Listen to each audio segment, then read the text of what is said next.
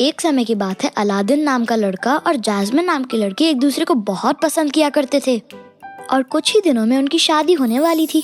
उनकी शादी से पहले कुछ ही दिनों में उनके पिता द्वारा राज्य में घोड़े की दौड़ प्रतियोगिता होने वाली थी, जिसमें बड़े बड़े राजा अपने घोड़ों को इस रेस में शामिल करवाने वाले थे।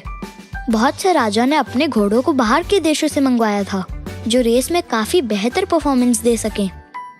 जैस्मिन भी अपने नए घोड़े को उस रेस में दौड़ाना चाहती थी, पर उसके पिता इस बात के खिलाफ थे। दरअसल जैस्मिन का घोड़ा एक मामूली घोड़ा था, जिसे वो एक पालतू जानवर की तरह रखती थी। उसके पिता इतने बड़े बड़े राजाओं के बीच अपनी बेइज्जती नहीं करवाना चाहते थे।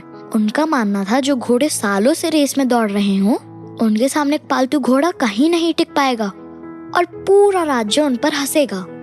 पर जैस्मिन को पूरा यकीन था कि उसका घोड़ा, जिसको वो प्यार से मिट्ठू बुलाती थी, वो इस रेस में बाकी घोड़ों से अच्छा कर सकता है, क्योंकि सारे घोड़े बहुत ही अच्छा दौड़ते हैं।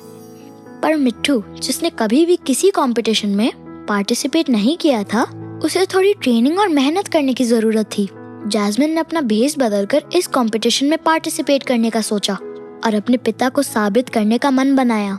वो उन्हें बताना चाहती थी कि मेहनत और लगन से कोई भी जंग जीती जा सकती है।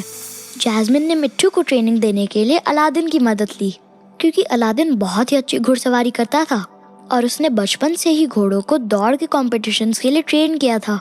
अलादीन मिट्ठू को ट्रेनिंग देता और जैस्मिन मिट्ठू को हेल्दी खाना खिलाती, उसको अच्छी तरह मसाज देती ताकि उसका शरीर और मजबूत बने।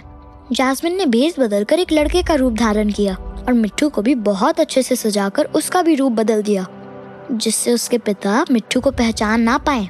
फिर क्या था, जब रेस शुरू हुई, मिट्ठू बाकी घोड़ों से शुरुआत में बहुत पीछे था, पर उसने अपनी स्पीड को एक ही तरह बरकरार रखा और शुरुआत में उसने अपनी सारी ताकत लगाकर अपने आप को थकाया नहीं। आखिरकार इतनी मेहनत और लगन के बाद मिट्ठू और जैस्मिन तीसरे नंबर पर आए। जब जैस्मिन के पिता पहले 3 विनर को इनाम देने आए, तब जैस्मिन ने अपना असली रूप राजा के सामने दिखाया और अपने पिता को एहसास कराया कि सामने कितना भी मजबूत प्रतियोगी हो, तो भी हमें हार नहीं माननी चाहिए और अपने काम और मेहनत पर ध्यान देना चाहिए। अपने आप से भरोसा कभी नहीं उठाना चाहिए, चाहे सामने वाला कितना भी ताकतवर हो।